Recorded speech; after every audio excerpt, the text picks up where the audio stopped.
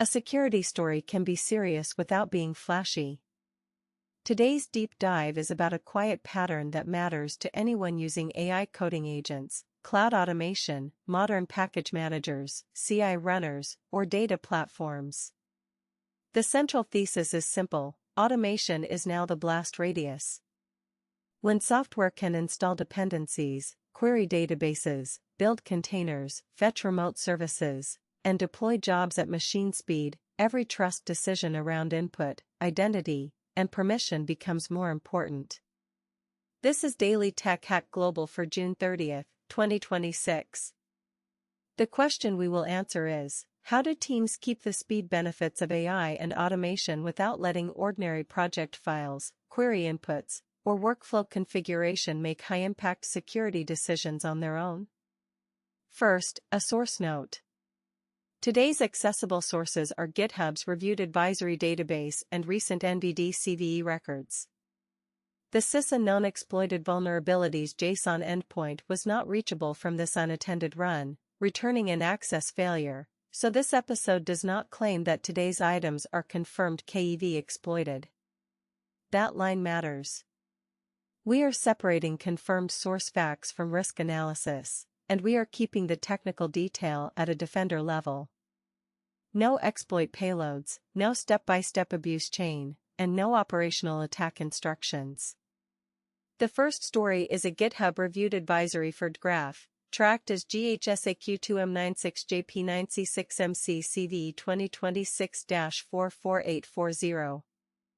The advisory summary describes a DGraph GraphQL path where user-supplied input could affect DQL query construction. The safe takeaway is not a particular payload. The important takeaway is the class of failure. A data platform accepts input through one layer, rewrites it into another query language, and must preserve the security boundary during that translation. Why does that belong in an AI security briefing? Because more organizations are connecting assistants and agents to internal data services. Some agents summarize tickets. Some query customer records. Some enrich alerts. Some operate inside developer tools that talk to databases, graph stores, search indexes, or analytics platforms. If a tool can take a natural language request, convert it into a structured query, and send that query to a privileged service, defenders need to ask what input is trusted, how it is encoded, what identity the tool uses, and how failures are logged. The practical lesson for data services is familiar but urgent. Patch according to vendor guidance. Treat query translation layers as high-risk code. Prefer parameterized construction and strict encoding. Limit service accounts so an internal helper cannot read every graph, tenant, or namespace by default. Log sensitive query paths in a way that supports investigation without leaking secrets.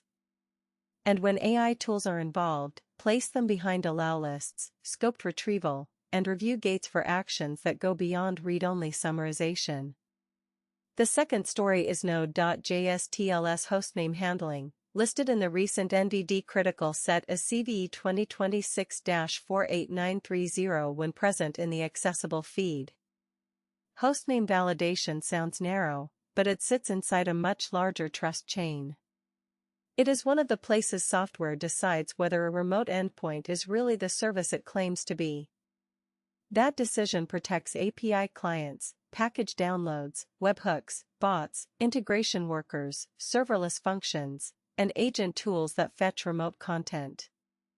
For defenders, the message is inventory.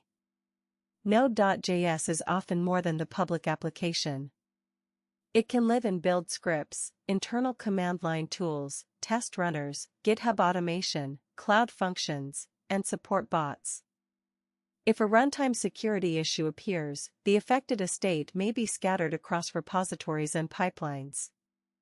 Update supported versions according to official advisories, retire unsupported versions, and look for places where automation silently depends on a system node binary that nobody owns.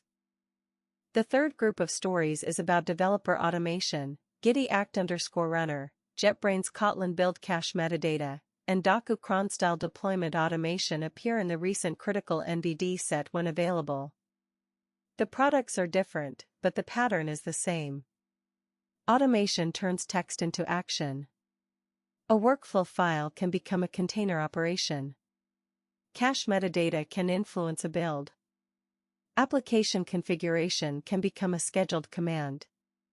In an AI-assisted development world, these systems may be triggered more often and reviewed less slowly. CI runners deserve special attention. A self-hosted runner is not just a convenience feature. It is an execution environment with network access, tokens, file systems, and sometimes Docker privileges. If an AI agent opens a pull request, edits a workflow, runs tests, or retriggers a job, the runner becomes part of that agent's effective permission set. Security review should include runner pools, not just model prompts. Separate public pull requests from internal builds and release deployments. Avoid privileged containers by default. Restrict egress. Keep runner tokens short-lived.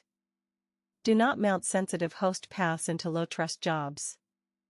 Build caches need the same mindset.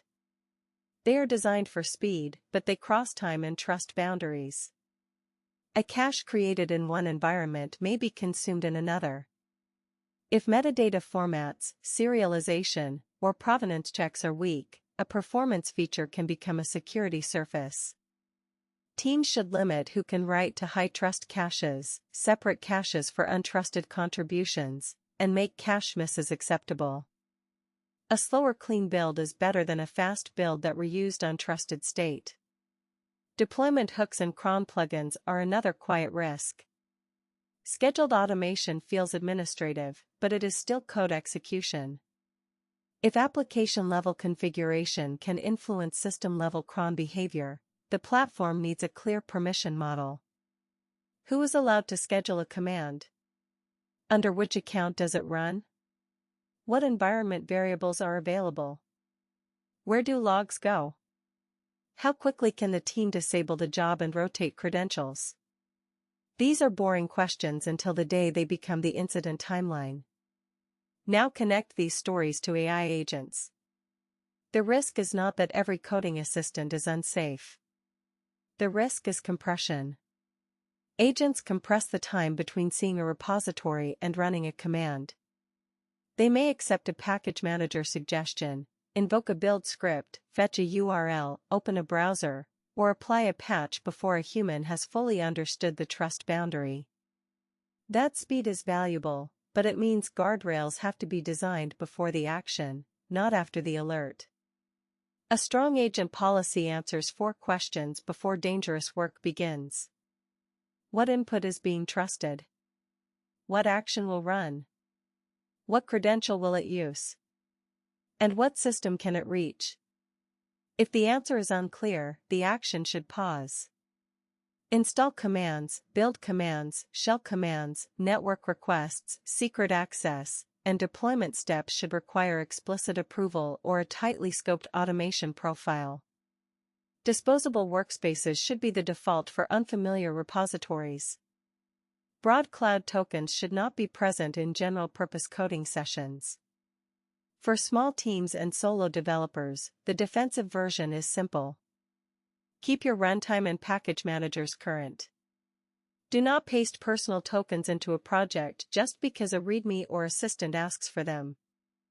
Run unfamiliar code inside a container, virtual machine, or throwaway development environment. If an AI assistant proposes a command you do not understand, ask what files, network endpoints, and credentials it will touch before approving it. For companies, make it measurable. Keep an inventory of runtimes and package managers across repositories. Segment CI runners by trust level. Remove production secrets from build jobs that do not need them. Require review for workflow changes, dependency lifecycle scripts, cache configuration, and deployment hooks. Log agent tool calls and CI actions as identity events. During incident response, you should be able to answer which commit triggered which workflow, which secrets were available, which external services were contacted, and which artifacts were produced. The payoff near the middle is this: AI does not have to make software delivery less secure. It can make security controls more consistent if teams constrain where the agent runs, what the agent can reach, and when the agent must ask. The same automation that creates risk can also enforce patch checks, dependency reviews, sandboxed builds, least privilege credentials, and faster detection. What should you watch next? Watch vendor advisories for patches and clarifications around the listed records. Watch whether developer platforms strengthen defaults for agents, package managers, workflow permissions, and self-hosted runners.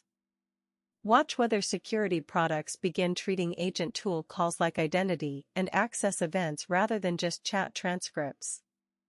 And watch your own pipelines. The next major AI security incident may not look like a model breaking a rule.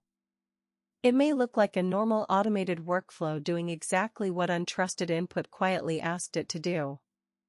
The conclusion is practical. Patch quickly, but do not confuse patching with the whole defense. Reduce secrets. Segment runners. Verify runtime versions. Control cache provenance. Review deployment hooks. Keep data service query boundaries strict. And make every agent, package manager, CI runner, and scheduled job prove what it is about to change before it changes a real system.